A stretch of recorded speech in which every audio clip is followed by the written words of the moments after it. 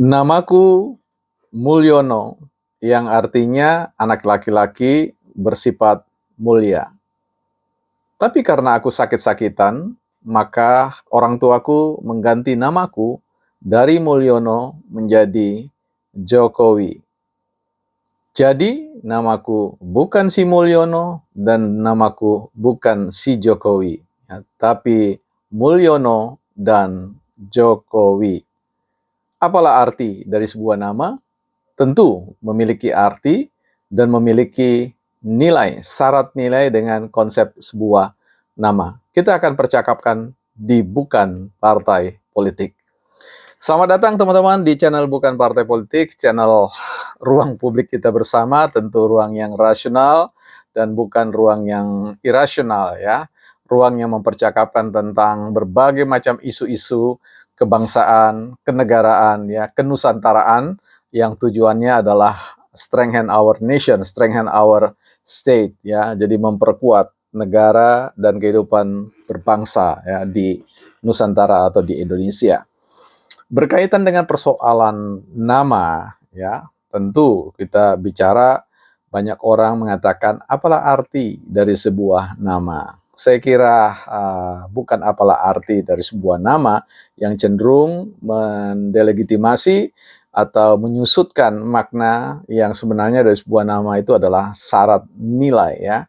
Karena nama itu adalah sebuah nomina ya, sebuah penamaan atribut konseptual terkait dengan sebuah realitas atau kenyataan keberadaan sebuah nomina atau sebuah benda ya. Apakah itu orang, apakah itu benda-benda, makhluk hidup yang lain, atau sebuah gagasan dan pikiran ya. Nah, kalau kita berbicara tentang persoalan nama, maka tentu kita tidak memandang itu sebagai sesuatu yang sederhana. Tapi sebelum kita membaca, memahami itu semua, kita mau lihat dulu, teman-teman, kembali buku kita untuk kali kedua atau kali ketiga kita lihat matinya kepakaran ya. Di sini kita akan lihat tentang ruang publik semakin didominasi oleh orang-orang yang kurang informasi ya, yang sebagian besar belajar sendiri dan memandang rendah pendidikan formal serta meremehkan pengalaman dan juga pandangan-pandangan mereka-mereka yang sudah diberi label sebagai pakar.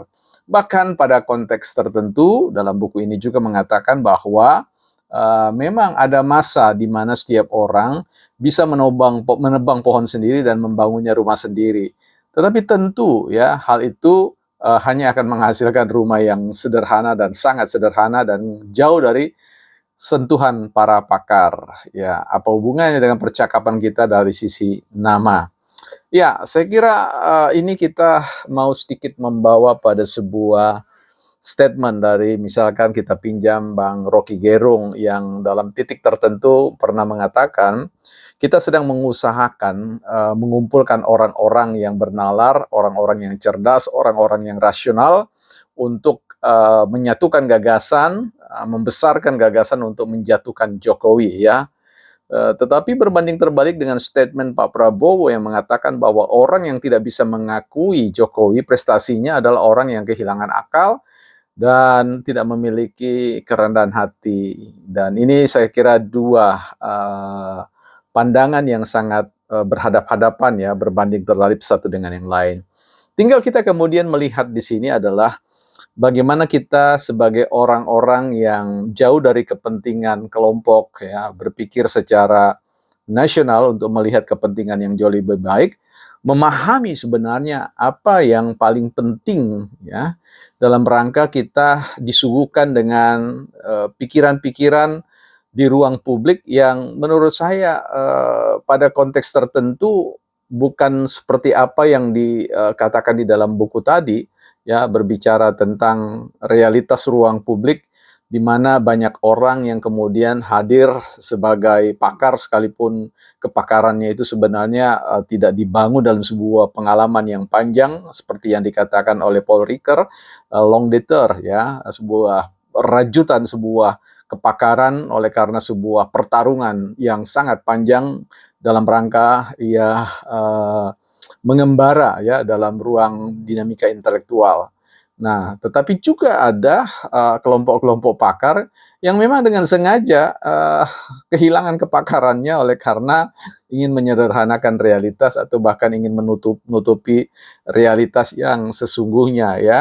Sesuatu yang bermakna dijadikannya tidak bermakna ya, sesuatu yang tidak bermakna dimaknai, di booster, di magnify ya, dibuat dia menjadi seolah-olah bermakna dan sebagainya ya. Itulah yang terjadi pada konteks cara berpikir dari kelompok-kelompok yang pada dirinya adalah mengabdikan pada sebuah proses delegitimasi ya, bagaimana sesuatu yang bernilai dijadikannya tidak bernilai.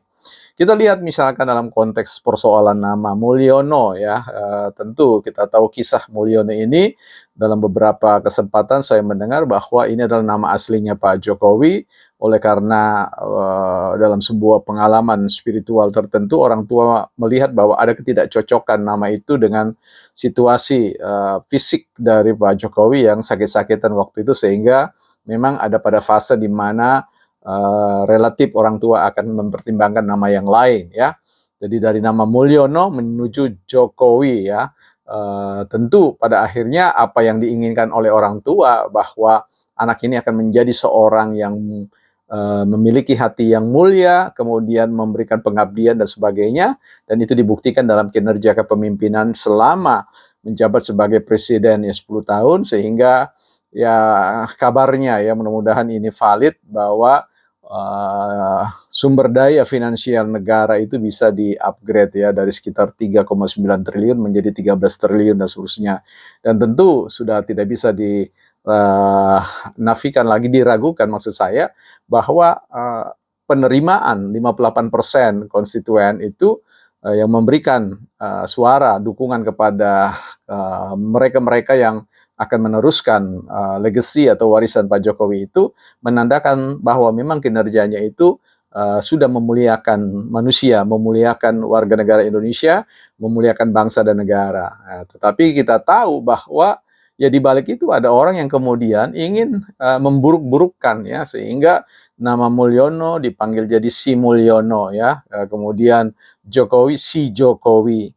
Padahal arti dari sebuah nama ya, saya kira semua orang harus menghargai. Nama itu merupakan sebuah konseptualisasi atau atribut ya, label yang dikenakan pada orang berdasarkan nilai yang diinginkan pada suatu hari. Nah, ketika orang tua mengatakan Mulyono, anak yang laki-laki yang mulia, saya kira itu merupakan sebuah hal yang harus diapresiasi ya. Sehingga siapapun nama yang dipanggilkan, disebutkan oleh orang tua, itu harus menjadi sebuah warisan yang harus diapresiasi oleh masyarakat ya.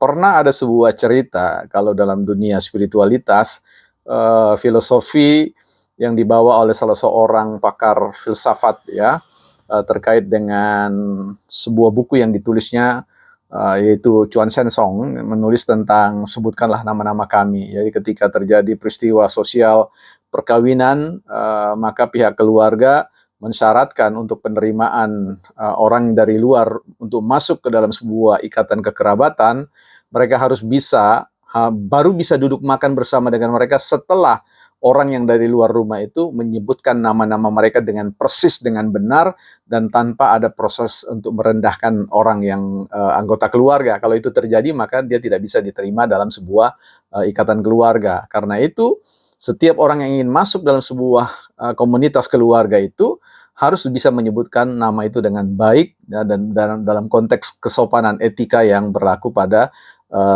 masyarakat atau pada anggota keluarga itu.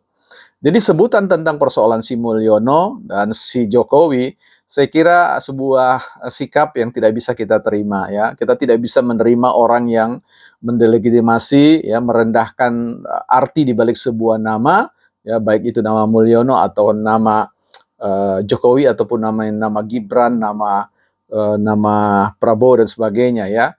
Ketika ada yang mengatakan Samsul dan apa, saya kira mereka-mereka yang menyebut itu belum mengerti dengan benar arti di balik ya sistem nilai dari sebuah nama kekerabatan. Jadi saya kira untuk konteks kehidupan Indonesia ini kita perlu mengedukasi diri kita untuk selalu menyebut nama orang dengan tepat dan menghargai ya apapun nama itu ya, sekalipun kita tidak mengerti konstruksi makna di balik sebuah nama. Jadi ini penting sekali, penyebutan tentang nama seseorang yang betul-betul merendahkan sebenarnya perlu kita tanggapi, sikapi dengan mereka bukan adalah orang-orang yang memang ingin membangun sebuah kehidupan berkeluarga di sebuah negara yang sebenarnya adalah sebuah negara yang berbasis pada family atau berbasis pada keluarga. So, buat teman-teman yang sepakat dengan gagasan ini, mari kita panggil setiap orang, pejabat negara ataupun rakyat biasa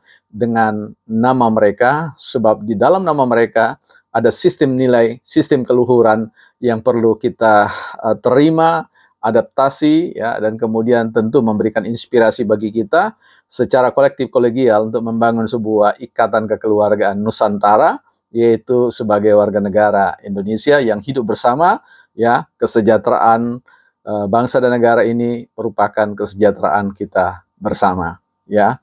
Bravo buat orang tua Pak Mulyono atau Pak Jokowi, Pak Prabowo, Pak Gibran ya, Pak Anies, Pak Ganjar, Pak Mahfud, dan yang lain-lain.